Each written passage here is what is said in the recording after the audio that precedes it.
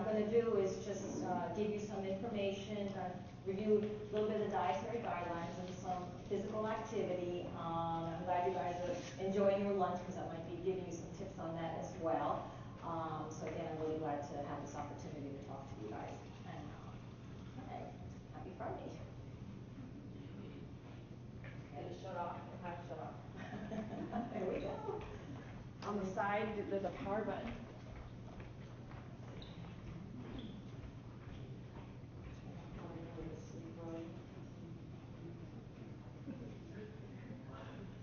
Very good. Okay. Look over here. So just a little background and some guidelines on more of a healthy eating behavior. I just pulled this out here from the CDC, but looking at the Center for Disease Control. And in looking at all the health programs and whether people are looking to lose weight or manage their weight or just improve their overall health, no matter what it is that you're doing, I think the turn or the changes that people need to make is not actually eating less, but really focusing on eating differently. What choices am I making? I don't think everybody got to a certain point in this country. I'll give you some research in a few minutes here, but fruits and vegetables and whole grains is not the culprit, if you will, of how our country got to the state that it's at. But it's just again looking at how we can make some dietary changes and behavioral modifications, but thinking about the diet differently, not necessarily getting rid of certain food groups, because they've shown that it really doesn't work. Why are we concerned about this? Well, look at the latest statistics. Unfortunately, it still keeps going up.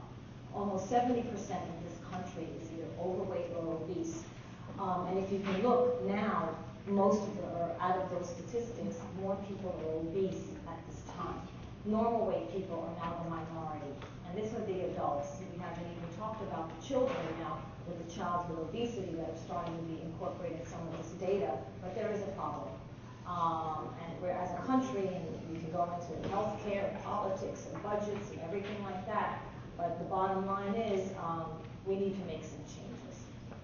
Okay, just a little bit of background here. Disease linked to lifestyle. Well, the American diet is responsible for a lot of preventable diseases. So think of the word preventable, being proactive. What can I do? What can I modify?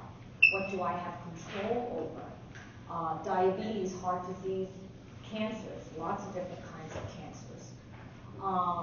The risk of morbidity, hypertension, again, we can go on with all the different types of chronic diseases out there.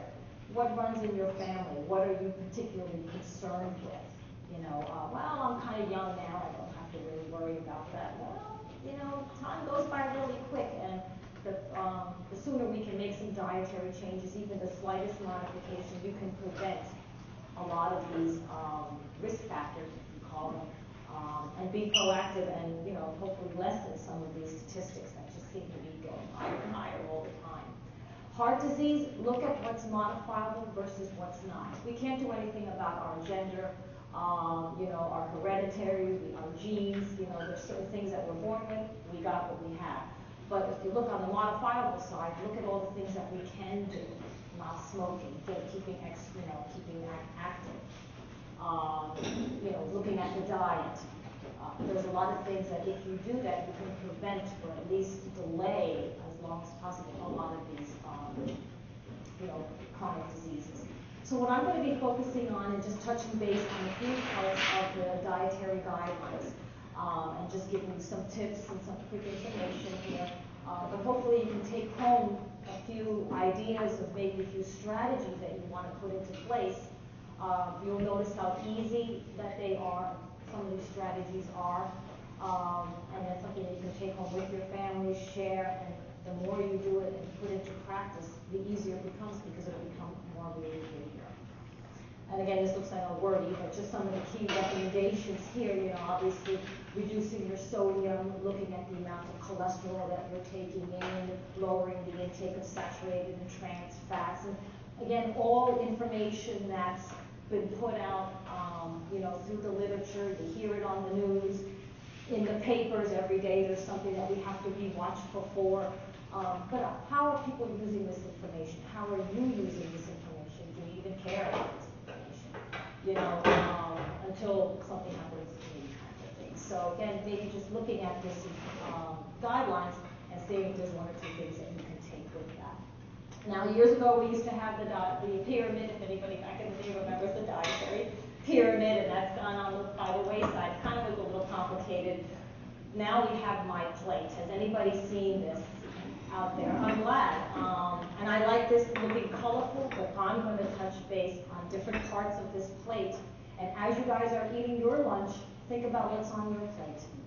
How can I change that? So it's actually very appropriate that you're having lunch here, and you can see typically what's on your plate. All right, so let's start with protein. And where is my... Did it disappear? Oh, there it is. Okay, very good. So let's look at the functions of protein. This is fancy stuff. Well, why do we need protein? Builds, repairs tissue, maintains cellular growth, gives us energy. We do need protein. You know, we cannot live without it.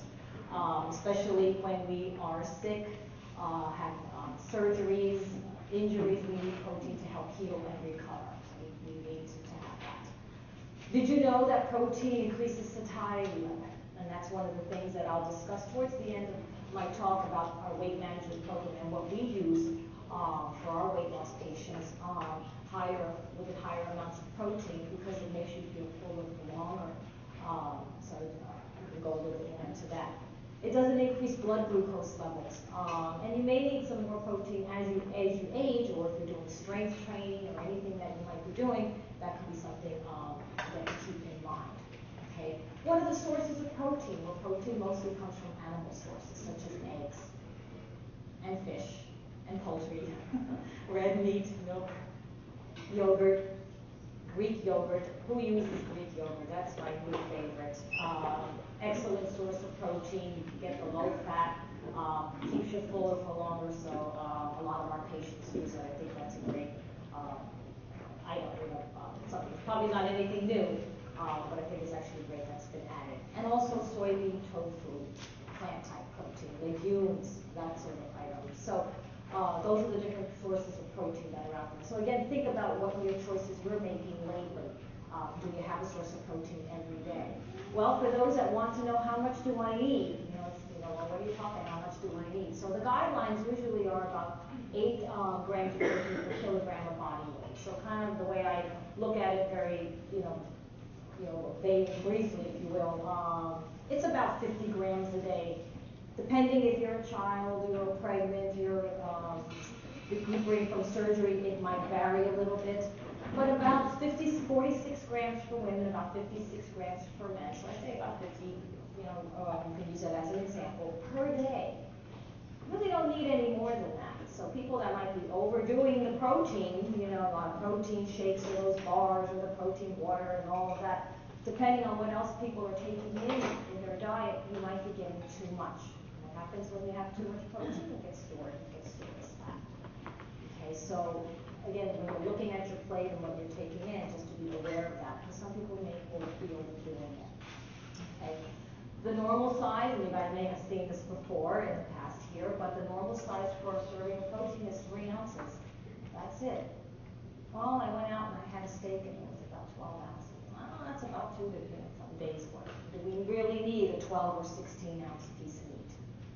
I'll have patients that say, well, all I had was a salad and a grilled chicken breast with nothing on it, but it was like 8 ounces of chicken for lunch. Well, if 3 ounces is a serving and I've had 8 ounces for lunch and I still haven't finished eating my meals for the day, by the end of the day, are we having maybe too much? So it's just bringing in awareness. The size and width of a deck of cards or the size of the palm of your hand is really not that big, but it's not the only thing that's on somebody's plate. Okay, how much protein is in food? Well, here are some items you can look at. So there's that Greek yogurt that has 18, the ones I like are the 14, 15 grams of yogurt. Well, if I'm going to be looking at 50 grams per day and I'm having 3 Greek yogurts at 20 grams per day, You know, yay, it's low fat, it's great, but at the end of the day, it could be a little bit too much.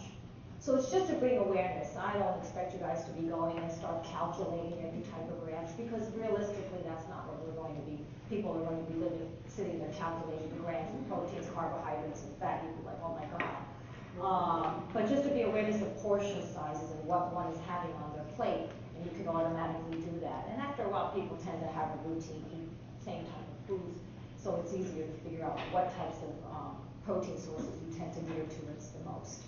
All right, let's jump into carbohydrates here. So what are the functions of carbohydrates? Well, they're the main source of energy to the body, main source of brain and brain food. Who eats breakfast in the morning? Okay, it's great.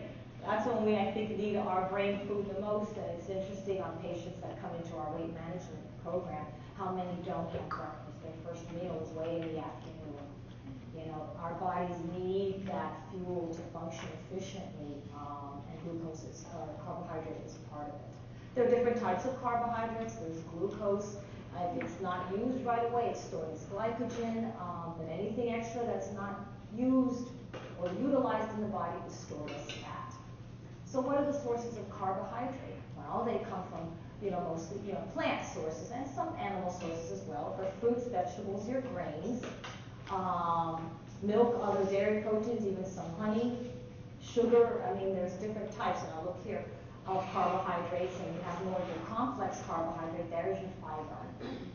Okay, fiber also helps keep you fuller longer. So maybe look at the types of fiber or grains that one is having in their diet versus some of your simple sugars and more refined sugars that really add more calories and not many other benefits. Okay, these are the simple sugars as well, and those are a lot of, I think, everybody's fun foods, cookies, cakes, ice creams, that sort of thing. And again, not saying that that shouldn't be part of one's diet at all, but again, looking at the amount that you're putting on your plate, and just to be aware of that. Okay, well, how much carbohydrate do we need each day? So kind of have two different caloric values, a 1,600 and a 2,000 calorie diet. And again, just to give you some, an idea of how many grams per day, again, it's just to give you a little sense of it, not to have people calculating it. But if you're looking, about 200-ish grams of carbohydrate per day, here are some of the sources. What has the most sources of carbohydrate? Okay, could it be a 6-ounce potato or a cup of oatmeal? It's still pretty low numbers. I mean, again, how much are we having throughout the day? How many meals am I having throughout the day as compared to protein sources and fat that I'm going to go into in a little bit? Let's see. Okay, so what are the functions of fat? Supplies energy. Okay, there's 9 calories per gram of fat. There are 4 calories per gram, 4 calories in protein and carbohydrate. Fat we do need. That is not a bad word. We need dietary fat. They help with vitamin absorption. We need them as insulation, so we cannot live without it. So to try to go on a fat-free, absolutely fat diet is not, again, a healthy thing to do. Promotes healthy skin, cellular growth, also helps keep you fuller longer as well, and it adds flavor to food. Okay. Here are different types of fats. So we have saturated and unsaturated fat. So unsaturated fats are the better fats, your monounsaturated poly, your omega-3s. They don't raise your cholesterol and triglycerides. And then you have your trans fats that are a little bit, more unhealthy and tend to increase cholesterol. And now you're seeing with the food labeling, a lot of items are trans fat free.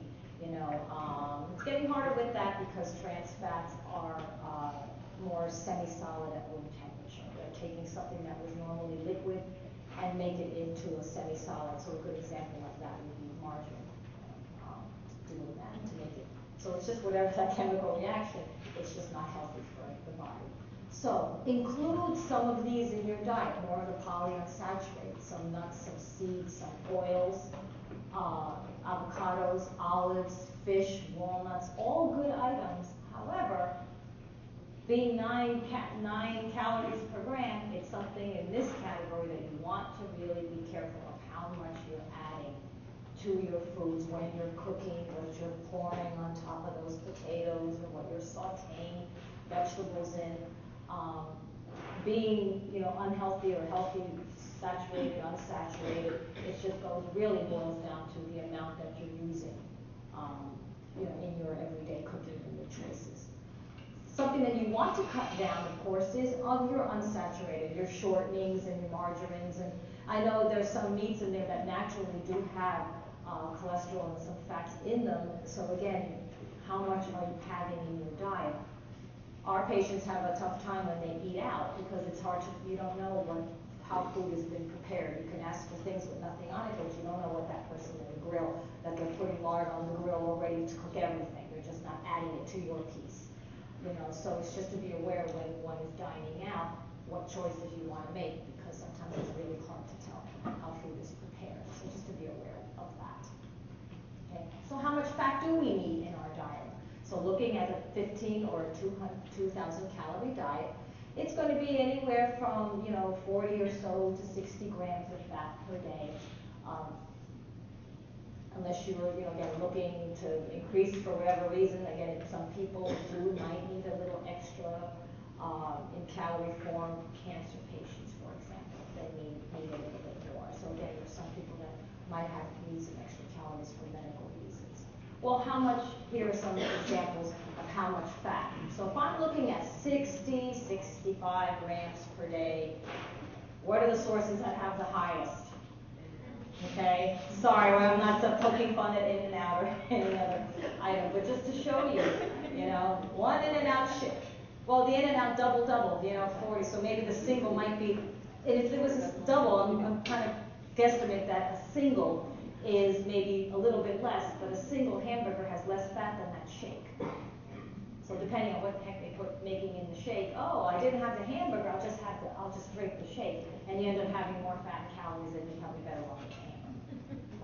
So it's interesting what you see out there in the choices that you're making.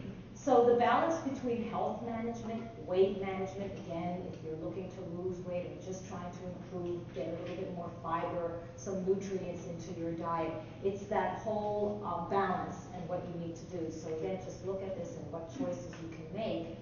So overall, you can be proactive and preventative, in the future. So we looked at different parts here of the plate. If you're interested in going to that website, there's a lot of information. ChooseMyPlate.gov is a great source to go to for information, and give you some ideas of what to do. So let's compare it. Again, I'm not poking fun at any particular restaurant here, but here's a Morton steak. Is this kind of a typical meal that you might see at a restaurant, or at a wedding, or at a function, or at a corporate dinner? I'm having my steak. 2,570 calories and 85 grams of saturated fat. 85, isn't that a little bit higher than the recommended for one meal? Just one meal. So what happens to breakfast and lunch and maybe a snack during the day? If my limit, I'm just using the example of fat right now, is about 60 grams, and here we have 85. So how can we modify this plate? How can I reduce that? It's almost 3,000 milligrams of sodium. They're looking to have us have 2,300 milligrams of sodium. Now they're looking to have even less sodium, under 2,000 milligrams of sodium for those a little bit older, over 60, 65. And that's very difficult in a world where we have a lot of food processing going on. When you're looking at sodium, it's not just what I'm putting on the salt shaker, it's what's going on in food processing, all the sodium benzoate, sodium this and sodium that helps keep items shelf stable for so long. So again, processing versus not, but of course when you go out, to a restaurant, they are seasoning it with a lot of different things, but notice the portions. You could certainly reduce that or maybe modify with the choices to bring down the calories. Then if you go out for dinner and then have this for dessert and you share it with a friend, okay, here's another 1,500 calories. And unfortunately, ladies, for those that are, getting to the postmenopausal age, we don't need more than about 1,500 calories a day, unless you're doing some strenuous activity for the whole day. So one piece of pie, piece of cake, can kind of do it for the whole day. And there's your 60 grams of fat for the day in just one piece. Okay, and not really even any good fat in there. So again, looking at the choices that you're making. Oh, I'm not disappointing you with this much. You know, but what's out there really does have an impact. All of this, we call it in our weight management group, we call it the gap. That's our kind of word that we use in our classes. It's just us trying to have a healthy lifestyle, and everything out there from people, places, things, commercials, advertisements that get in the way. They show these commercials and ads and everything, you know, when? At night. You know, do you ever notice, and people notice when they start our program, I never noticed how many commercials there are for hamburgers. They're always at night when I'm most tired, and I'm like, oh my God, I want one. You know, they know exactly what they're doing when they're gearing advertising and you know, all these different businesses out there when they're giving us these messages. And people are taking it because of the rates of obesity in this country are going higher. So we just have to really take a look at this again and just see what choices I need to make, because ultimately it's our choice and it's your health that you want to protect, really no matter what age that you're at. Okay, so in looking at what your lunch, let's look at a way that we can shift, as I say, your plate. How can we anchor our plate with more of the lower calorie items, more high fiber, whole grains, more fruits and vegetables, but yet not necessarily take away from the foods that we like. So for example, here we have a spaghetti and meatball dinner, about 1,200 calories. So again, depending on how many calories one's needs are for the day, you know, there's not a lot of green in that particular dish. Well, I want to maybe lose a few pounds, you know. Don't know if I'm ready to be on this formal diet, you know, or go to some place or do any of those, you know, fast or anything. But I want to try to do this on my own. And there's certainly things that you can do on your own. So, and again, and that's why I said anchor or shift your plate a little bit differently. So, if I were to add one vegetable, not only am I getting more nutritional benefits from this, but I'm lowering my overall calories. Okay? What if I were to add 2 vegetables to this? All of a sudden, it's not a 1,200 calorie meal. We're going down. But have you taken away the spaghetti and meatballs? How satisfied would you be with that plate versus the first one I showed you? Would you still be, do you think honestly, would you be full with something like that, okay? And then you have all the nutritional benefits that fruit and vegetables, and you choose your favorite.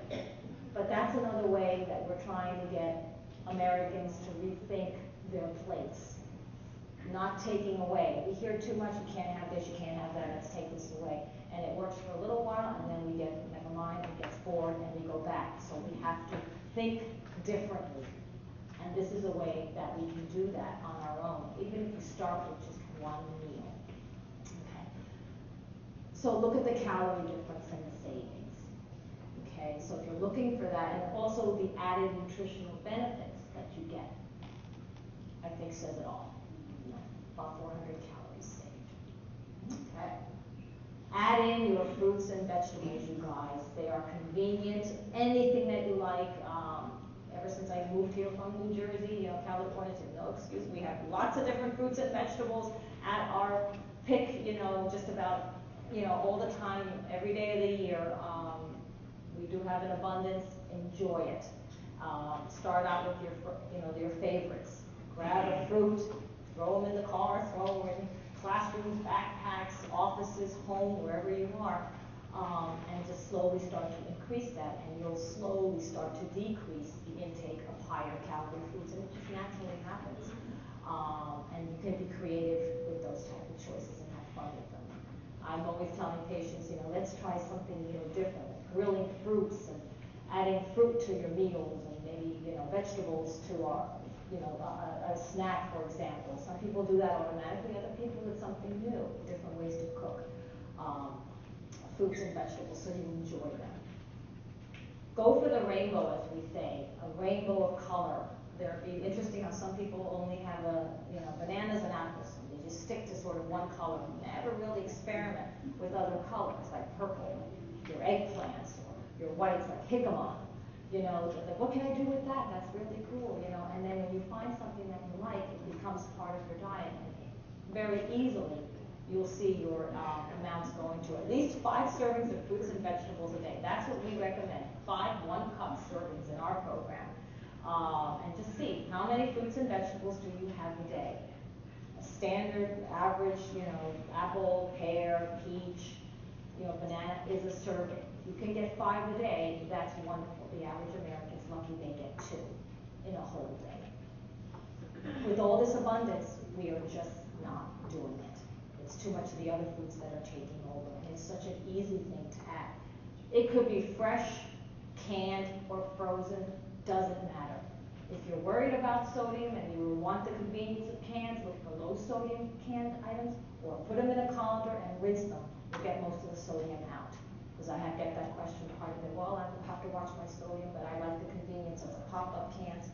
They do have that, but if you don't have the low sodium, you know, available, that type, you could just rinse them off and a lot of the sodium comes out there that way. So just enjoy. So, and I see that in your plate there you had the seaweed salad with the zucchini, was it? So you had good choice of putting those combinations together and just be creative with that. All right, let's talk a little bit about physical activity. What's the definition of physical activity? Well, it's any movement, any type of movement through space. You know, trying to get Americans to be more active. That's a big part of the puzzle there of managing your weight. Calories and intake is one part of it, but the other part is physical activity, and one does not work very long without the other. They need to be done together. Here are some positive outcomes or positive recent examples of higher, you know, increasing your activity, doing some more exercises. Well, I like it that it ages, delays the aging process. And I think that's pretty good, just physically and mentally as well. There's no drug out there that can do what physical activity can do, especially keeping your mind acute. You have dementia, Alzheimer's, that runs in my family big time, so I'm really scared of that. So doing exercise, keeping your mind active. Very simple, it doesn't take a lot of activity, but just to be aware. Grab a friend, grab your dog, anything, and just get out there and do a few minutes of walking. And again, that helps improve health as well. It reduces coronary heart disease. This study at the bottom showed some men that walked 1 to 3 times a month. Now, do you walk at least 3 times a month? You know, 1 to 3 times a month. 18% reduction in heart failure risk. Not looking at dietary change or weight loss. Well, geez, can I walk more than that?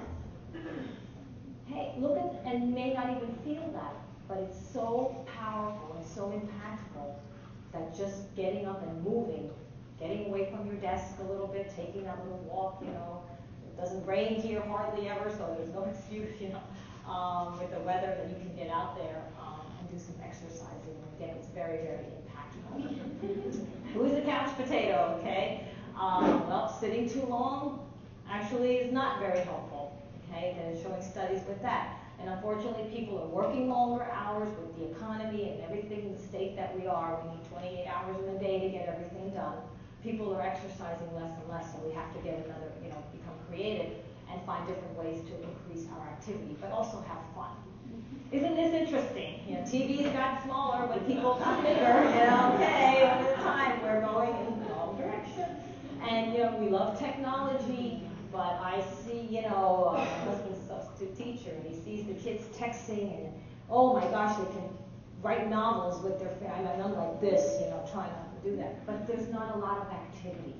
And what's going to happen when that generation gets older and everybody's so techie, but you don't see people out there playing as much, you know? So again, that's a concern. And with the childhood obesity rates going up, you know, we need to make some changes, or again, in the future, be a little bit of trouble here.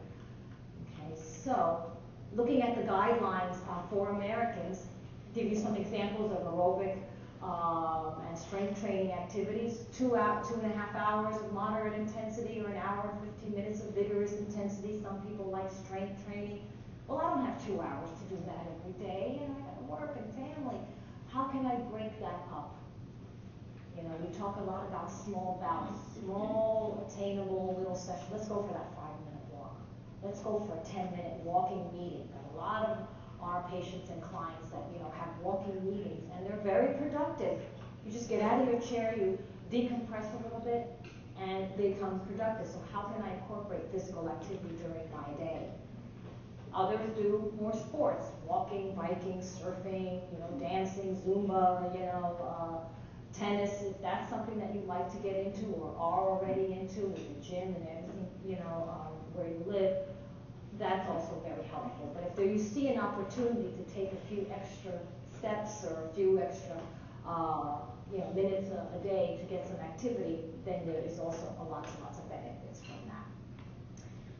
Look at different ways you can increase your activity. Simple, parking a little further away. Maybe leaving the car at home and I'm going to walk to the store. I just have to buy a couple of things and it's right down the street. You leave the car at home and practice being more green or, you know, environmentally friendly. So if there's a chore that you can do and you don't have to get in the car, nice day, not in a rush, maybe I'll take the, you know, the car with, you know, leave the car at home and then just walk instead. Or people have adopted pets, or I'll walk your dog for you, or, you know, doing different things with kids, grandkids, that are fun, but you're also getting different ways of, different types of activity. Is anybody into the pedometers here? I know we have our step up. Who's in the step up? One of them, team captain in my place. You know, where I live, it's wonderful. You put on those pedometers and it gets addictive because it's just a little contest with yourself and you realize, oh, I walked plenty today, and then you look down, yikes, I didn't even get 1,000. So what can you do? And it's a lot of fun. So if you get a few people with the pedometers, that actually helps. We're looking for 10,000 steps a day, you guys. 2,000 steps is about a mile. So how much do we really walk? You know, on any given day. Maybe you do a lot more on a Saturday or Sunday, but we're looking for something to be done every single day. So different ways. We got pedometers, leaving your car at home, the Wii. A lot of patients are doing the Wii. Programs like the one they have here, the Power Up, the Step Up, Cheer Up, anything that you can do to get moving, I think are great benefits that we have right in where we work here at UCI. And I think that's great that we do have those services. If you're not, you know, involved with that, that's actually a lot of fun to get involved with that. The ergonomic type of you know, exercise, they have persons. I don't know if I can multitask like that, but this is actually getting really popular. People working from home, you know, they put this treadmill, and this guy's working and he's moving, and it looks like he's in really good shape. So who knows where the future is going to bring? Maybe they'll have all of that, you know, to keep people more fit, so you have less, you know, absenteeism, less sickness, you know, in the future with all of our Americans. Let's talk a little bit about the apps that are out there to help you deal with all of the information that I'm giving you. Well, do you want us to track everything on paper or so? Well, now with the goodness of technology, there are a lot of software applications out there on either on your computer or your smartphones, you know, that type of thing. So I'm going to give you a couple of websites here. If you're interested, I've gotten lots of people who hate record keeping, which is part of our program, but they use this apps because you carry their phone with you, and it's just a really great way just to get an idea of what your caloric intake or your physical activity. And I think they're getting, I mean, all of these software applications have gotten so much information in them, so you can take from it what you like, but it's just very interesting. So MyFitnessPal, and it's all myfitnesspal.com, is a good one. Spark People, that's a website that they also have their tracker and a lot of information. That's actually a really good website to go for articles and nutrition information on health and wellness and physical activity. They have a tracker. Live Strong, I believe there's a fee for that unless that's changed. Most of them are free, so I'd start with a free one. But you can go on the iPhone, iPads, Blackberries, that sort of thing. That's actually been very popular for some of our patients. My Net Diary is a really good one, and that's free, and you can download it to your phones or to your computer. Again, to give you some idea about what you're taking in, if you're looking to make any changes. It also creates a personal plan depending on what your goals are. Maybe you just want to start with your dietary intake or your fat intake, or maybe how much fiber I'm getting. Or maybe you want to see how much physical activity that you're doing to maybe increase that. Our HMR products, which is, I'll talk about that in a little bit here, that we use in our weight management program, that's also as part of all the library of all the foods out there. So again, they're getting so sophisticated, you can see a lot of these food items on these websites. Lose It is another one that my patients really like. It tracks diet and physical activity and creates a plan. Some people like to see graphs and things like that. So if you're interested in that, that's something that you can look at it as well. And I like it that it's free. Tap and Track is another one that's actually really, really popular as well. It gives you logs, it tells you the calories, how much you have left for the day, and you can, again, take whatever information from that and see how you will use it.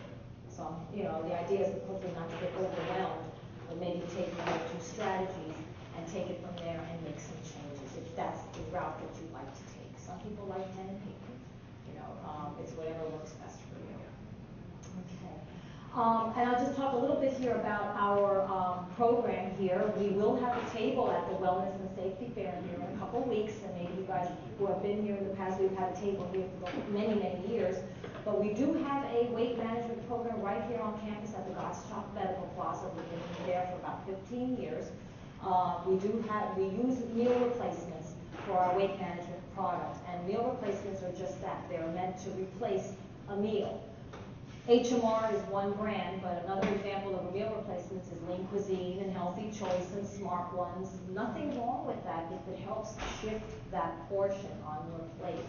So if you don't have time, I don't want to cook, I think I need things easy, meal replacements are actually a really good way to go. Whether you're trying to lose weight or maintain your weight, I love to use meal replacements. You know, they're just quick and easy, you know, if your goal is not necessarily to lose weight. So there are many brands out there. This just happens to be one that we have here. But the use of meal replacements is also very popular because sometimes people just are like, I don't know exactly what to choose. I'd rather have something that's pre-portioned, has the certain amount of protein, carbohydrates, and fats that I need, and this will take the place of one or two meals. And overall, by the end of the day, I'm still at my calorie level for the day. So if that's something that you're interested in. You don't even have to be part of our weight management program. If you forgot your lunch one day and you want to stop by and buy an entree, you can do that. Some people, and there's so many staff that don't know that we're there, and that you can actually come in and just buy our replacement bar or a box of our cereal and shake if you want to do that without necessarily being part of our program. I think a lot of people don't know that, and it's unfortunate with the staff, you know, in UCI. So we do have a website. And I'll have some information on the table there if anybody's interested in doing that. We're at www.weight.uci.edu. And that's a quick glimpse of our website there. But again, feel free to stop by or look for us at our table at the Wellness Fair. So thanks for your attention.